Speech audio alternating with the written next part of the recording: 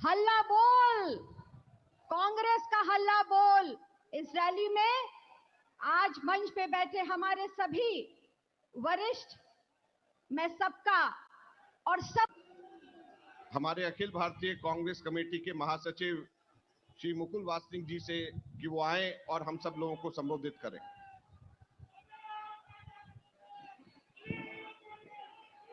कांग्रेस कार्य समिति के सभी सम्मानित सदस्य, प्रदेश कांग्रेस कमेटी के अध्यक्ष,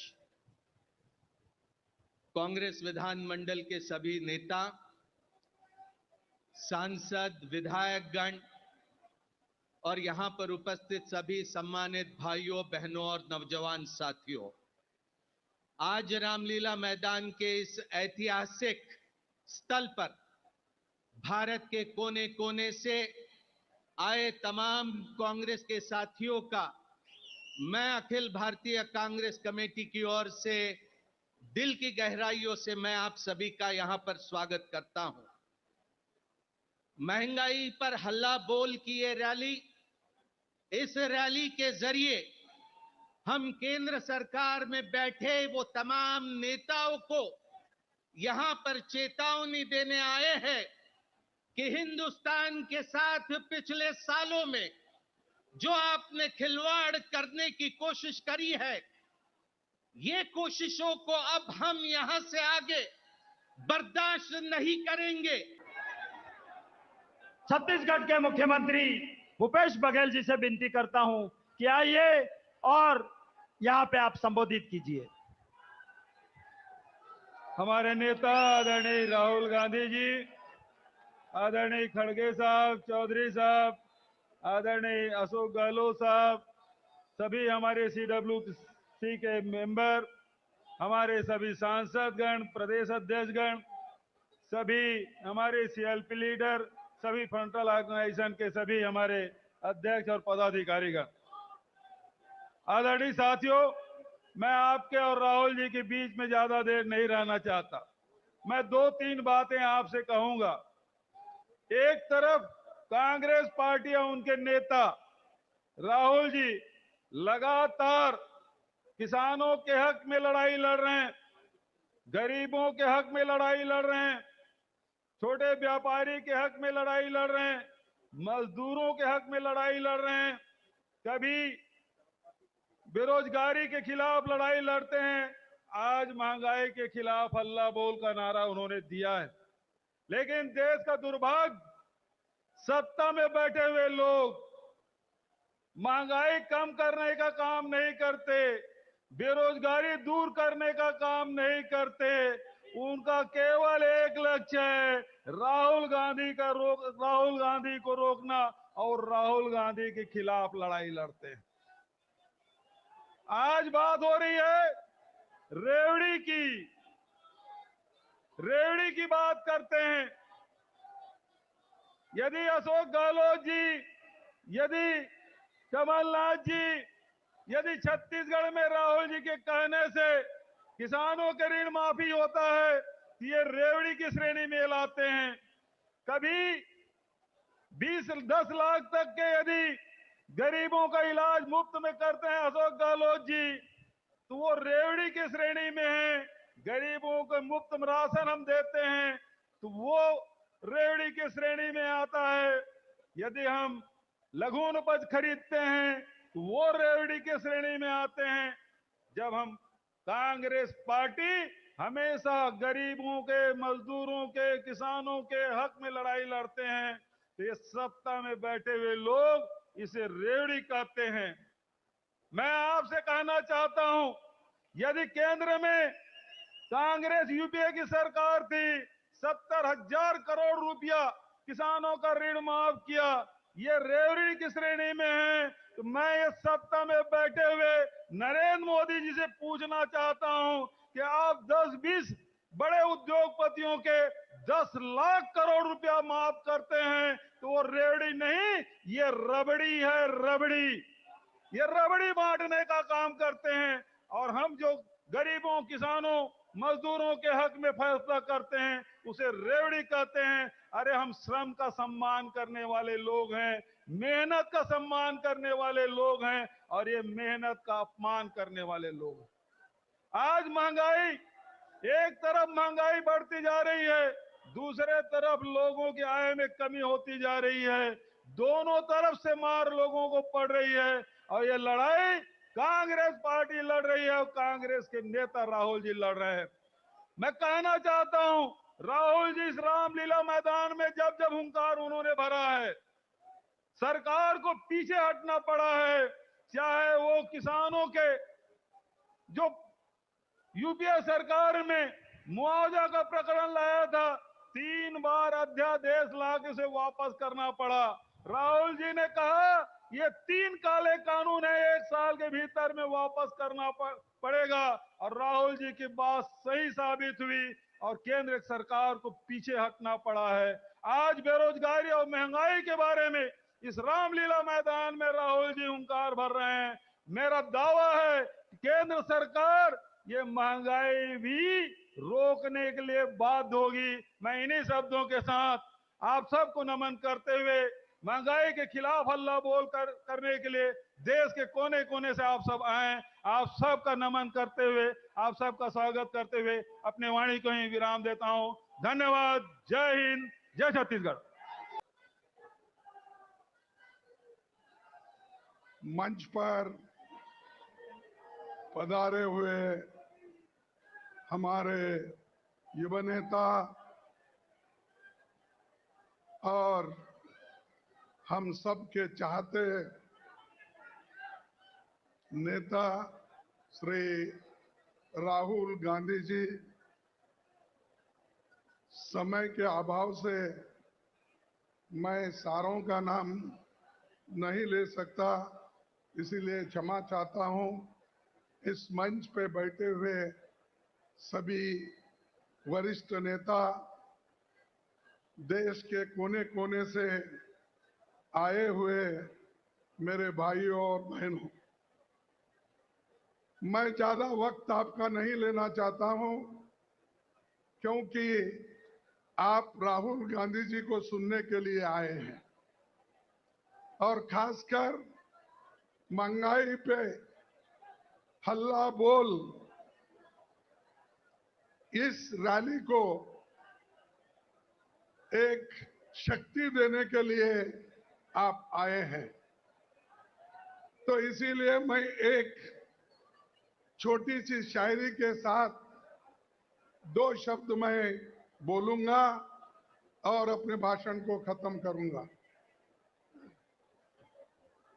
मौजूदा हालात पर किसी ने कहा है, क्योंकि जिसकी तनख्वाह कम होती है और जिसकी सैलरी बहुत कम होती है, आमदनी कम होती है, उससे कहा है कि तनख्वाह का कुछ रुपया राशन में गया। ये महंगाई के बारे में बोला है। तनख्वाह का कुछ रुपया राशन में गया, कुछ खर्च हुआ दवाई पर, थोड़ा बहुत लेन देन पे हुआ, बाकी हो गया बच्चों की पढ़ाई पर और मोहताज हो गया आदमी फिर से पाई पाई पर। समझ में नहीं आता कि मैं क्या बोलूं महंगाई पर। तो इसलिए दोस्तों, महंगाई इतनी बढ़ रही है, इसकी चर्चा करने के लिए हमने पार्लियामेंट में बहुत कोशिश की। 15 दफा हमने महंगाई पे चर्चा के लिए नोटिस दिए, लेकिन सरकार चर्चा के लिए कभी मानी नहीं और सरकार ये कहती रही, टालती रही। लेकिन जब राहुल जी मैदान में उतरे, सदन से सड़क तक जो हमने शुरू किया एजिटेशन, तब उन्होंने समय दिया और वो भी केवल 5 घंटे का समय उन्होंने दिया और 5 घंटे में कांग्रेस पार्टी को मिलते हैं 28 मिनट चर्चा के लिए। आप सोचिए कि इतनी बड़ी समस्या को मोदी सरकार 28 मिनट हमको चर्चा करने के लिए दी। तो इतना जीएसटी बढ़ा और अभी उसके बारे में तो तफसीली के साथ हमारे दोस्तों ने बताया कि आज जो जीएसटी दही पे, दूध पे, गेहूं पे, आटे पे, बच्चों के पेंसिल पे, हर चीज पे जीएसटी बढ़ाई और आज सभी को तंग किया। और बेरोजगारी तो इतनी बड़ी, शायद कभी इससे पहले इतनी बेरोजगारी नहीं थी।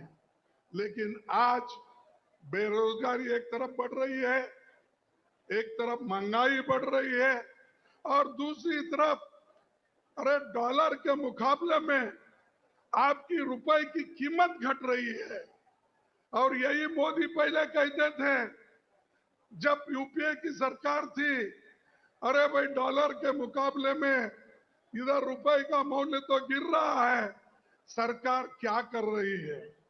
लेकिन मैं पूछना चाहता हूं मोदी जी को, आप क्या कर रहे हैं? इधर महंगाई बढ़ रही है, अनएम्प्लॉयमेंट बढ़ रहा है, रुपए का मूल्य गिर रहा है, डीजल पेट्रोल के दाम ऊंचे दाम जा रहे हैं, तो उधर चाइना हमला कर रहा है। तो ये सारी चीजें आपके सामने हैं, लेकिन मोदी कभी जवाब नहीं देते, वो खामोश रहते हैं।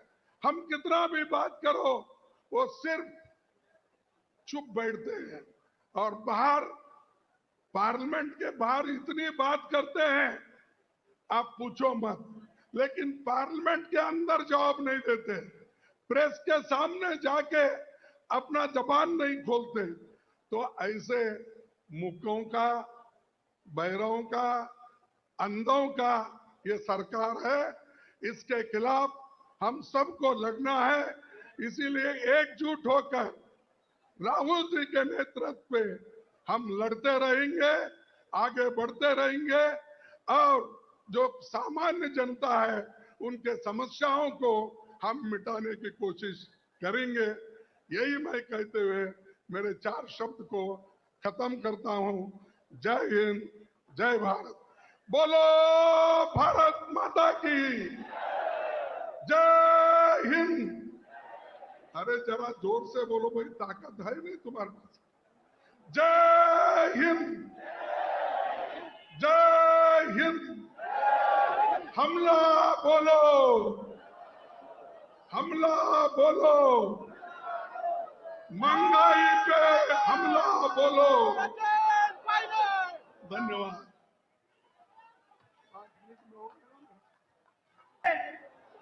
जोर से अरे महंगाई पे, अरे महंगाई पे। हमारे वरिष्ठतम नेता राजस्थान के यशस्वी मुख्यमंत्री अशोक गहलोत जी से विनती करता हूं कि आइए और अपनी बात रखे। ये सभी साथी अपने पोस्टर, झंडे नीचे रखे, मीडिया को दिक्कत ना आए।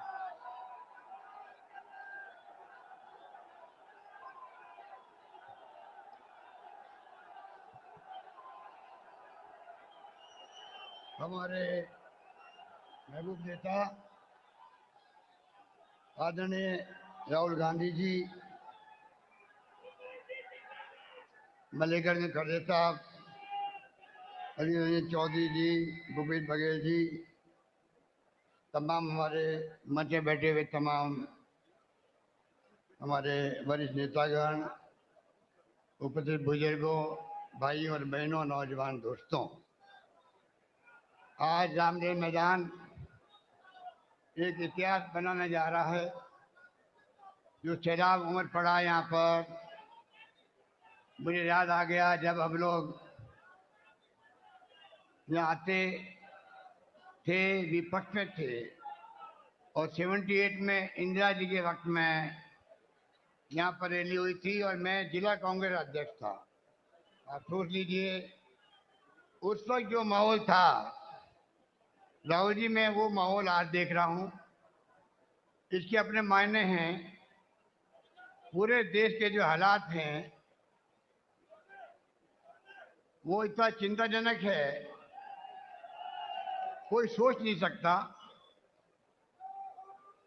संविधान की धज्जियां उड़ रही है, लोकतंत्र खतरे के अंदर है। मोदी जी जब 14 में कैंपेन करते थे देश के अंदर, काला धन लेके आऊंगा, महंगाई कम करूंगा, 2 करोड़ प्रति वर्ष रोजगार दूंगा, और क्या नहीं बोलते थे।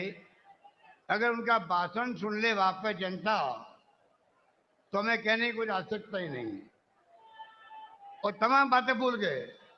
हमारी सरकार के वक्त में जो आंदोलन करवाए गए थे दिल्ली के अंदर, अन्ना हजारे जी से भी, यही केजरीवाल जी आज जो राजनीति कर रहे हैं वो भी हदें पार कर रहे हैं असत्य बोलने की। किस प्रकार देशवासियों को गुमराह कर रहे हैं, पूरा देश देख रहा है। तो आप सोच सकते हैं वो षड्यंत्र था हमारे खिलाफ में। शानदार काम हो रहा था यूपी गवर्नमेंट में। सोनिया गांधी जी ने मनमोहन सिंह से मिलकर के वो काम किया, कानून बना के अधिकार दे दिया, नरेगा का, रोजगार का अधिकार दे दिया महात्मा गांधी के नाम से। उन्होंने किस प्रकार से 2 रुपए किलो गेहूं, 3 रुपए किलो चावल दे दिया, अधिकार देके कानून बना के पार्लियामेंट के अंदर, राइट टू एजुकेशन दे दिया, आरटीआई दे दिया, और एक माहौल ऐसा बनाया गया। जो लड़ाई हम लड़े थे आरटीआई के माध्यम से, ट्रांसपेरेंसी रहनी चाहिए, और उन्होंने 2G स्पेक्ट्रम, कोलगेट के स्कैंडल, वो CNAG साहब कहाँ चले गए, अब गायब हो गए। 1,46,000 करोड़ के घोटाले हो गए। ये षड्यंत्र करके सरकार को बदनाम करने की कोशिश की गई, उसमें वो कामयाब हो गए, और सच्चाई कभी छिप नहीं सकती है। अब जो महंगाई की मार है देशवासियों पर, कमर तोड़ चुकी है देशवासियों की। मेरे पूर्व वक्ता ने बताया आपको, बेरोजगारी की तो हाहाकार मर गया लोगों में। जो रईसी नौकरी है वो भी जा रही है, और ये सरकार इतनी झूठ आधारित है। मुझे याद है 2019 के अंदर NSSO ने जो संगठन है भारत सरकार का, उसने आंकड़े निकालने का प्रयास किया सच्चाई का, बेरोजगारी का। मोदी सरकार ने रुकवा दिया। उस NSSO के अध्यक्ष को, चेयरमैन को, मेंबर को इस्तीफा देना पड़ा। पूरे देश के तमाम अखबारों ने संपादकीय लिखा इसके ऊपर। पहली बार आजादी के बाद में आंकड़े रोके गए हैं। और आप देखिए जैसे परिणाम आए मोदी जी के पक्ष में, और तमाम आंकड़े जारी कर दिए, कितना भयंकर महंगाई की मार पड़ी है, बेरोजगारी की मार पड़ी है। तो मैं कहना चाहूंगा, आप सब राहुल जी को सुनेंगे, इस सरकार की करने में अंतर है। ये सरकार मुकुटा पहने हुए लोकतंत्र का, इनका कोई यकीन नहीं लोकतंत्र के अंदर। ये फाशिस्टी लोग हैं, धर्म के नाम पे राजनीति कर रहे हैं, बर्बाद कर रहे हैं देश को। लोग चिंतित है, बोल नहीं पा रहे हैं। एजेंसियों का दुरुपयोग कर रहे हैं, ED का, CBI का, इनकम टैक्स का, आतंक मचा रखा है। कांग्रेस मुक्त भारत की बात कर रहे हैं। अब ये आप लोग खड़े हैं यहाँ पर, पूरे देश के अंदर ब्लॉक लेवल पर, जिला स्तर पर, राज्य स्तर पर, जब राहुल गांधी जी के नेतृत्व में गिरफ्तारियां हुई थी यहाँ पर मेंबर पार्लियामेंट की और तमाम नेताओं की, तो पूरे देश के अंदर जिस प्रकार लोग सड़कों पे आए हैं, शाम तक सरकार की हालत खराब हो गई। और आज आपकी रैली देख के शाम को इस सरकार के नेताओं को पसीना आएगा, ये मैं कह सकता हूं आप लोग। हालात बड़े गंभीर हैं, राज्यों के साथ में नाइंसाफी हो रही है। एक्साइज मिलती थी पहले, राज्यों को हिस्सा मिलता था पेट्रोल में, डीजल में, गैस में, वो हिस्सा बंद कर दिया एक प्रकार से, मामूली कर दिया गया। पूरा का पूरा एक्साइज 16 लाख करोड़ के आसपास हुआ होगा, अधिक हुआ होगा। पूरा खजाना भर रहे हैं केंद्र सरकार, वो इनका वित्तीय प्रबंधन है। इसलिए आपसे मैं आह्वान करना चाहूंगा, ये तो शुरुआत है आपकी, आगे लड़ाई लंबी है आपकी। राहुल गांधी जी यात्रा में निकल रहे हैं, ऐतिहासिक यात्रा होगी वो कन्याकुमारी से कश्मीर तक की, 3,500 किलोमीटर आप सोच सकते हो। पूरे देश के अंदर एक जलजिला पैदा होगा। आप लोग भी अपने अपने जिले में, ब्लॉक में जहाँ संभव हो वहां पदयात्रा कीजिए। प्रोग्राम दिया हुआ है AICC का, वेणुगोपाल जी का पहले से दिया हुआ है। राहुल गांधी के एकजुटता दिखाने के लिए हमें लगातार जिलों में, ब्लॉक में कोई न कोई प्रोग्राम करने हैं। यात्रा एक रूट से चलेगी, एक मैसेज जाएगा। भारत जोड़ो की जरूरत क्या पड़ी है यात्रा की, नाम भारत जोड़ो क्यों दिया गया? इसलिए आज नफरत का माहौल है, तनाव का माहौल है, हिंसा का माहौल है, और प्रधानमंत्री के मुंह से एक ओपिनियन निकल रही है कि आप देश में शांति, सद्भाव, भाईचारा कायम करो और मैं इनका बर्दाश्त नहीं करूंगा। माहौल बहुत खतरनाक है देश के अंदर। इस प्रकार के हालात में हम जी रहे हैं, देश चल रहा है, लोग चिंतित है। इसलिए मैं अपनी बात लंबी नहीं कहता हुआ यही कहना चाहूंगा, 70 साल में कांग्रेस ने देश को यहाँ तक पहुंचाया है। अगर दुनिया में आज सम्मान है देश का, इसलिए है कि पंडित जवाहरलाल नेहरू से लगा कर आज तक जिस प्रकार इंदिरा गांधी हो, राजीव गांधी हो, नरसिम्हा राव जी हो, सोनिया गांधी जी आई जब बन करके अध्यक्ष कांग्रेस की, डॉक्टर मनमोहन जी आए, जो आज जो सफर तय किया है उसके कारण से आज देश एक रहा, अखंड रहा है। इंदिरा गांधी ने जान दे दी पर देश को एकजुट रखा, एक व अखंड रखा। ये कैसे भूल जाते हैं हम लोग। राजीव गांधी जी शहीद हो गए देश के लिए, लंबा इतिहास है।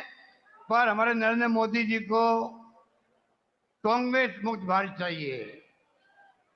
नरेंद्र मोदी जी गांधी परिवार की बात करते हैं, वंशवाद की बात करते हैं, तो पूछो इस परिवार का एक भी मेंबर पिछले 30 साल में ना प्राइम मिनिस्टर बना, ना केंद्रीय मंत्री बना, ना कोई पद लिया हो।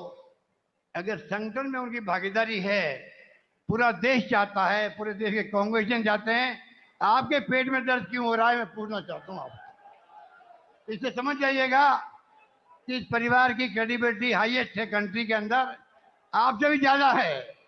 चुनाव जीतना एक बात है, प्रधानमंत्री एक बात है बनना, तो जो रेस्पेक्ट कमांड करती है सोनिया गांधी, इनका परिवार देश में हाईएस्ट है, उससे आपको तकलीफ क्या होती है? इसलिए मैं ये कहना चाहूंगा आपको लड़ाई में पूरी भागीदार बनना है, मजबूती के साथ में। अंतिम विजय सत्य की होगी और सत्य आपके पक्ष में है। यही बात कहता मैं अपनी बात समाप्त करता हूं। धन्यवाद। जय हिंद। धन्यवाद।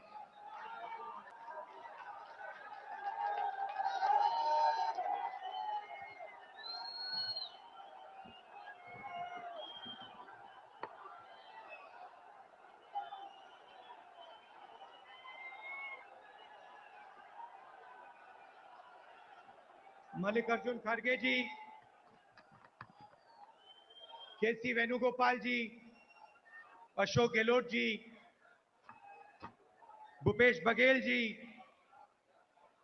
पवन कुमार बंसल जी, अधीर रंजन चौधरी जी, शक्ति सिंह गोहिल जी, अनिल चौधरी जी, CWC members, PCC president, CLP leaders, senior नेता और हमारी पार्टी के प्यारे कार्यकर्ता भाई और बहनों, आप सबका यहां बहुत बहुत स्वागत, नमस्कार।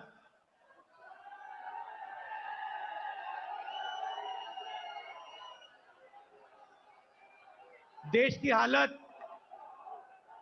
की हालत आपको दिख रही है। देश में क्या हो रहा है, क्या नहीं हो रहा है, आपसे नहीं छुपाया जा सकता है।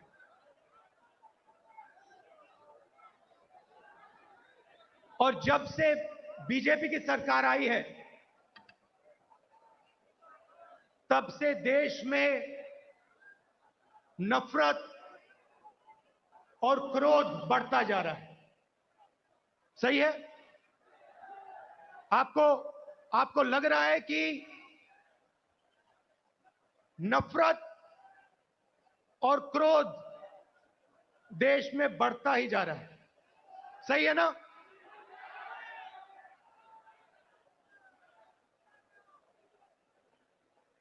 नफरत किसको होती है? भाइयों और बहनों, नफरत डर का एक रूप है। जिसको डर होता है उसी के दिल में नफरत पैदा होती है। जो डरता नहीं है, जिसको डर नहीं होता है, उसके दिल में नफरत पैदा नहीं होती है। तो भाइयों और बहनों, जब हम कहते हैं हिंदुस्तान में नफरत बढ़ रही है, उसी बात को दूसरे तरीके से कहना कि हिंदुस्तान में डर बढ़ता जा रहा है। किस चीज का डर? भविष्य का डर, महंगाई का डर, बेरोजगारी का डर, यह बढ़ता जा रहा है। और इसके कारण हिंदुस्तान में नफरत बढ़ती जा रही है। और नफरत से क्या होता है? नफरत से लोग बढ़ते हैं, देश बढ़ता है और देश कमजोर होता है। बीजेपी और आरएसएस के नेता देश को बांटते हैं और जानबूझकर देश में भय पैदा करते हैं, लोगों को डराते हैं और नफरत पैदा करते हैं। अब सवाल उठता है, ये किसके लिए करते हैं और क्यों करते हैं? फायदा इस डर का, इस नफरत का फायदा किसको मिल रहा है? भाइयों और बहनों, क्या इस डर का फायदा, नफरत का फायदा हिंदुस्तान के गरीब आदमी को मिल रहा है? पिछले 8 सालों में आप मुझे बता दीजिए, हिंदुस्तान के गरीब आदमी को, किसान को, मजदूर को, छोटे दुकानदार को नरेंद्र मोदी जी की सरकार ने क्या फायदा दिया?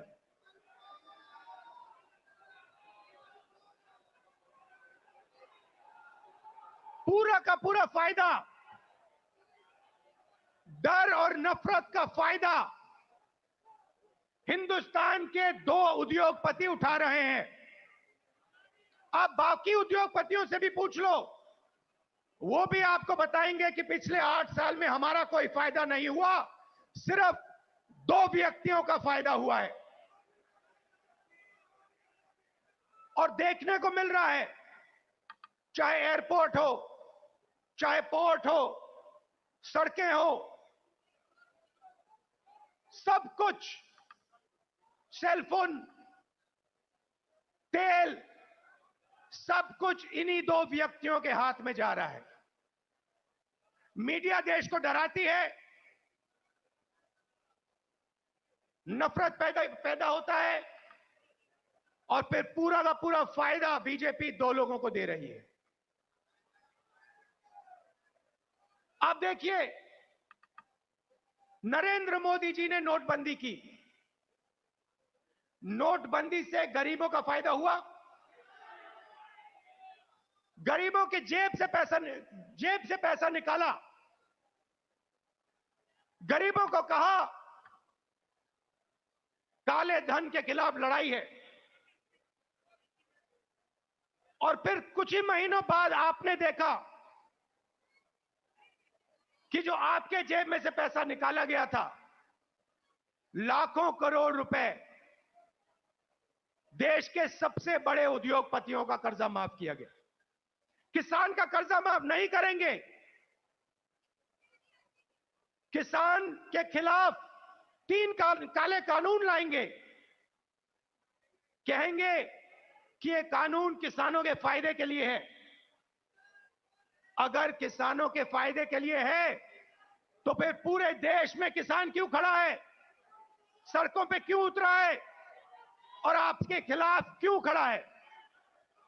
ये 3 कानून किसानों के लिए नहीं थे, ये 3 कानून उन्हीं 2 उद्योगपतियों के लिए थे।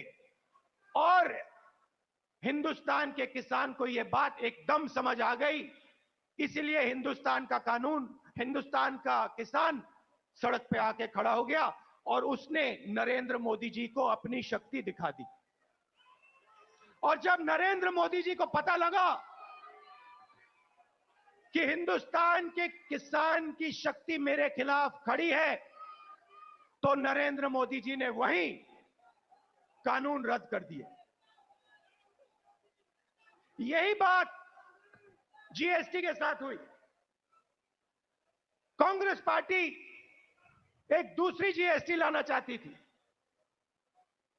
बीजेपी ने जीएसटी को बदला, 5 अलग अलग टैक्स और जबरदस्त चोट। जो छोटे दुकानदार हैं, स्मॉल और मीडियम साइज बिजनेस वाले हैं, मजदूर हैं, किसान हैं, उन पर चोट मारी। और आज हालत क्या है। और यहां स्टेज से बोलना मुझे अच्छा नहीं लग रहा है, मगर आज हिंदुस्तान की हालत यह है कि अगर देश चाहता भी है तो देश अपने युवाओं को रोजगार नहीं दे पाएगा। क्यों भाइयों और बहनों, देश को रोजगार ये 2 उद्योगपति नहीं देते हैं। देश को रोजगार स्मॉल और मीडियम बिजनेस वाले देते हैं। देश को रोजगार किसान देते हैं। और इन लोगों की रीढ़ की हड्डी नरेंद्र मोदी जी ने तोड़ दी है। तो आज जो इस देश को रोजगार दे सकते थे, वो इस देश को रोजगार नहीं दे सकते हैं। और बेरोजगारी, जो आज आपको बेरोजगारी दिख रही है, वो आने वाले समय में और भी बढ़ेगी। एक तरफ आपको बेरोजगारी की चोट लग रही है और दूसरी तरफ महंगाई। मेरे पास आंकड़े हैं, 2014 में एलपीजी का सिलेंडर 410 रुपए का था, आज 1050 रुपए का है। पेट्रोल 70 रुपए लीटर, आज तकरीबन 100 रुपए लीटर। डीजल 55 रुपए लीटर, आज 90 रुपए लीटर। सरसों का तेल 90 रुपए लीटर, आज 200 रुपए लीटर। दूध 35 रुपए लीटर, आज 60 रुपए लीटर। आटा 22 रुपए लीटर, आज 40 रुपए लीटर केजी। तो एक तरफ आपको बेरोजगारी से चोट लग रही है और दूसरी तरफ जबरदस्त महंगाई। भाइयों और बहनों, हिंदुस्तान ने ऐसी महंगाई कभी नहीं देखी। नरेंद्र मोदी जी कहते थे 70 साल में क्या किया कांग्रेस पार्टी ने। 70 साल में कांग्रेस पार्टी ने इतनी महंगाई हिंदुस्तान को नहीं दिखाई।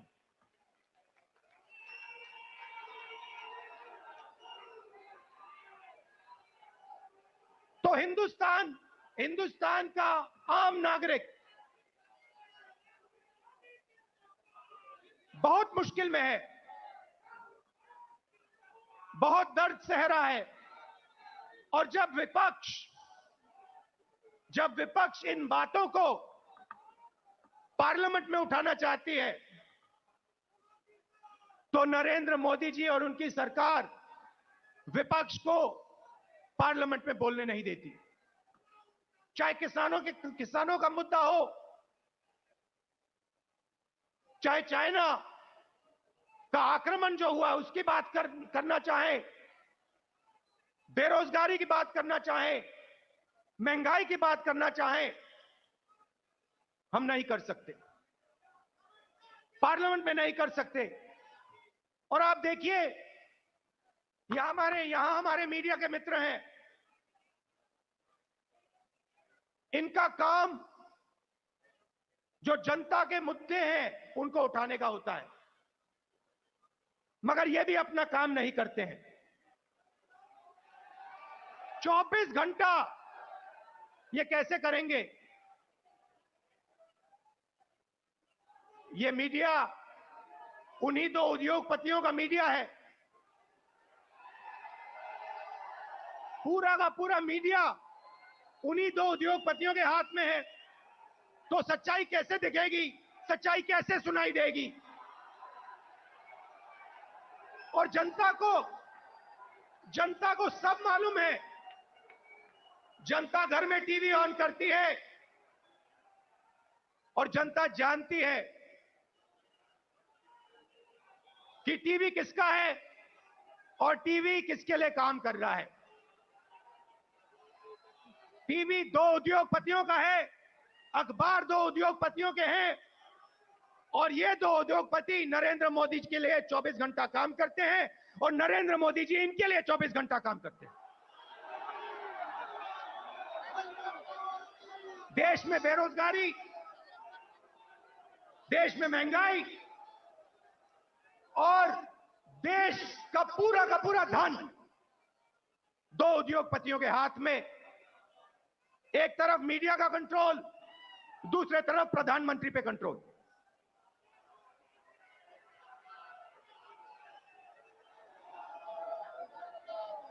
अभी किसी ने कहा नरेंद्र मोदी जी प्रधानमंत्री हैं, मगर मैं आपको एक गारंटी दे सकता हूं, नरेंद्र मोदी जी प्रधानमंत्री हैं, मगर उन दो उद्योगपतियों के समर्थन के बिना नरेंद्र मोदी प्रधानमंत्री नहीं हो सकते। मीडिया के समर्थन के बिना नरेंद्र मोदी प्रधानमंत्री नहीं हो सकते। और जो हिंदुस्तान के इंस्टीट्यूशंस हैं, चाहे मीडिया हो, प्रेस हो,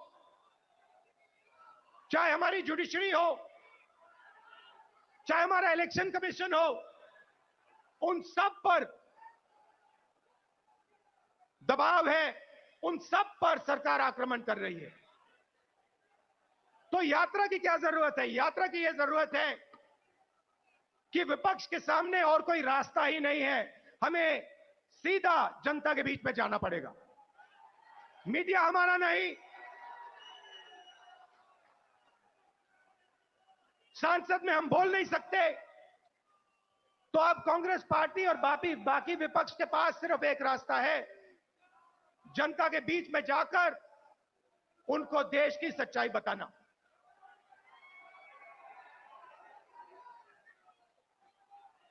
जो भी नरेंद्र मोदी जी के खिलाफ काम करना चाहता है, चाहे कोई भी हो, विपक्ष की पार्टी हो, एक्टिविस्ट हो, एनजीओ का कोई व्यक्ति हो, उस पर पूरा का पूरा जबरदस्त आक्रमण होता है। ईडी, सीबीआई, इनकम टैक्स, ये सब के सब लगा दिए जाते हैं। 55 घंटे मुझे ईडी में वहां पे बैठाया। मगर मैं एक बात समझाना चाहता हूं नरेंद्र मोदी जी को, मैं आपकी ईडी से नहीं डरता हूं, मुझे कोई फर्क नहीं पड़ता। आप 55 घंटे करो, 100 घंटे करो, 200 घंटे करो, 500 घंटे करो, 5 साल करो, कोई फर्क नहीं पड़ता मुझे। ये हमारा जो संविधान है,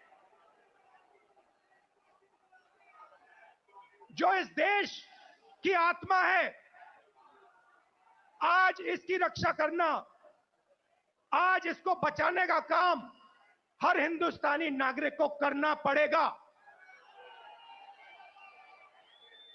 क्योंकि अगर हमने ये नहीं किया, अगर हम आज नहीं खड़े हुए, तो फिर ये देश नहीं बचेगा।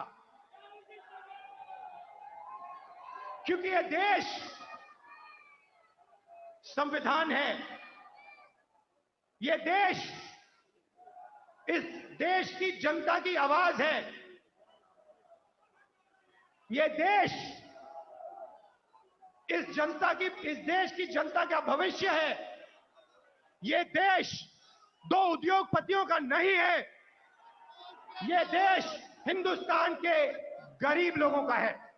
और आज दो हिंदुस्तान बन गए हैं, एक मजदूरों का, गरीबों का, किसानों का, बेरोजगार युवाओं का।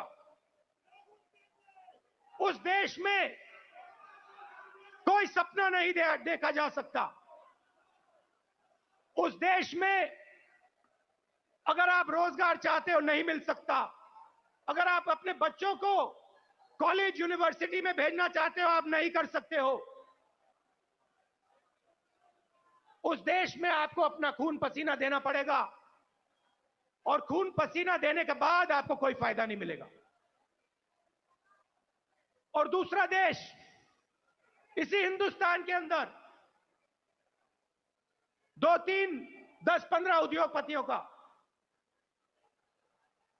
अरबपतियों का, उसमें आप जो भी सपना देखना चाहते हो देख सकते हो। जो भी आप चाहते हो आपको हिंदुस्तान में मिल जाएगा। भाइयों और बहनों, इन दो देशों के बीच में लड़ाई है। नरेंद्र मोदी जी की विचारधारा कहती है कि देश को बांटना है और पूरा का पूरा फायदा चुने हुए लोगों को देना है। हमारी विचारधारा कहती है कि देश सबका है और देश की जनता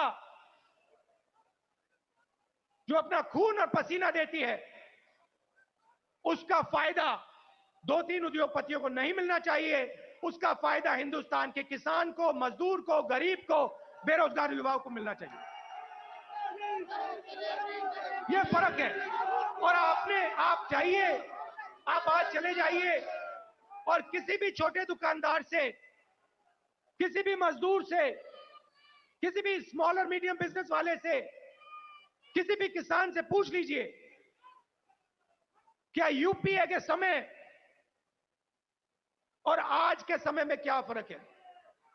यूपीए के समय में 70,000 करोड़ रुपए यूपीए की सरकार ने हिंदुस्तान के किसानों को दिया बिना पूछे। नरेंद्र मोदी जी ने 3 काले कानून दिए। मजदूरों के लिए यूपीए सरकार ने एक ऐतिहासिक कानून मनरेगा दिया। नरेंद्र मोदी जी ने पार्लियामेंट में कहा कि मनरेगा गरीबों पर अपमान है। और फिर आज उनको नरेगा देना पड़ रहा है, क्योंकि अगर आज यूपीए का नरेगा नहीं होता हिंदुस्तान में आग लग जाती। जमीन अधिग्रहण बिल हम लाए, लाखों करोड़ रुपए हमने गरीब जनता को कॉम्पनसेशन में दिया। लाखों करोड़ रुपए अरबपति बना दिए।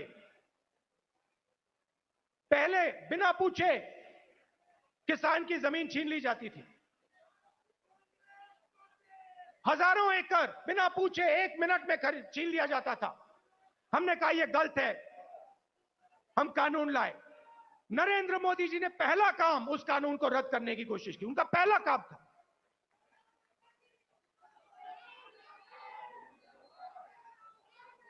यूपीए के समय आर्थिक प्रगति थी। हम करोड़ों लोगों को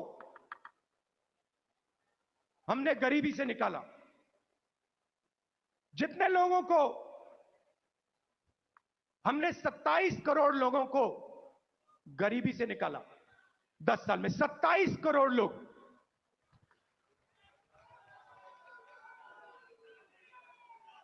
भोजन का अधिकार, मनरेगा, कर्जा माफी, इन औजारों से हमने 27 करोड़ लोगों को 10 साल में गरीबी से निकाला। भाइयों और बहनों, पिछले 8 साल में नरेंद्र मोदी ने 23 करोड़ लोगों को वापस गरीबी में डाल दिया है। तो जो हमने काम किया 10 साल में, उन्होंने 8 साल में खत्म कर दिया।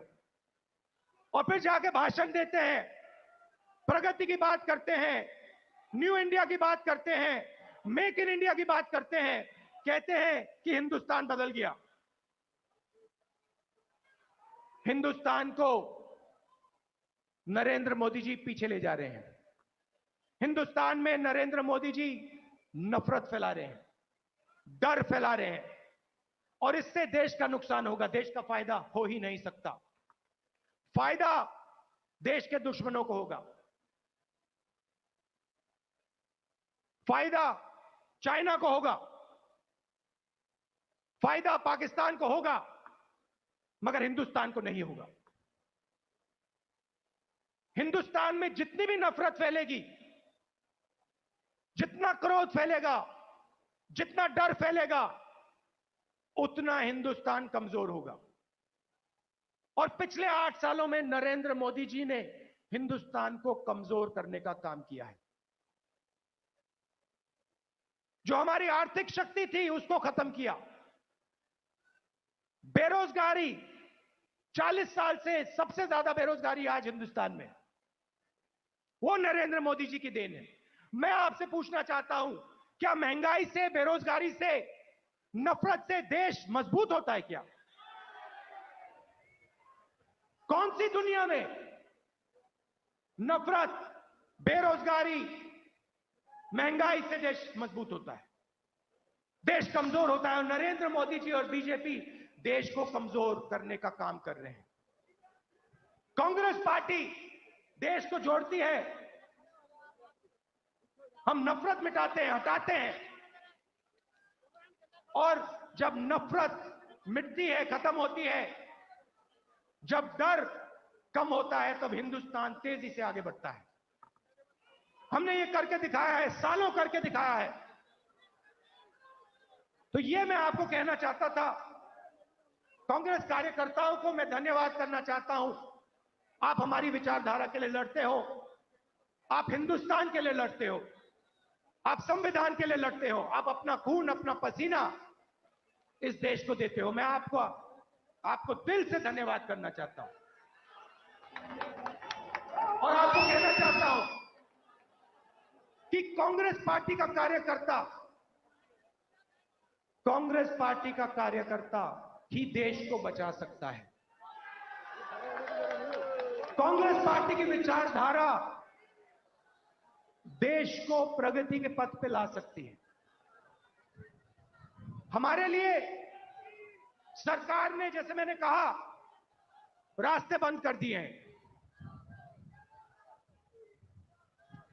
पार्लियामेंट का रास्ता बंद कर दिया। संसद में कांग्रेस पार्टी या विपक्ष के लोग भाषण कर ही नहीं सकते, हमारा माइक ऑफ हो जाता है। और किसी भी मुद्दे पे हम चाइना के आक्रमण पे बात करना चाहते हैं, नहीं कर सकते। बेरोजगारी के पे बात करना चाहते हैं, नहीं कर सकते। महंगाई पे बात करना चाहते हैं, नहीं कर सकते। वो रास्ता बंद है। जो हमारे इंस्टीट्यूशंस हैं, चाहे वो मीडिया हो, चाहे वो इलेक्शन कमीशन हो, जुडिशरी हो, मैंने कहा उन पर आक्रमण है, उन पर दबाव है। तो हमारे लिए सबके सब रास्ते बंद है, एक ही रास्ता बचा है, और वो रास्ता हमें सबसे अच्छा लगता है। जनता के बीच में जाकर, सीधा जनता के बीच में जाकर जनता को जो देश की सच्चाई है वो बताना, और जो जनता के दिल में है उसको गहराई से सुनना और समझना। इसीलिए कांग्रेस पार्टी भारत जोड़ो यात्रा शुरू कर रही है।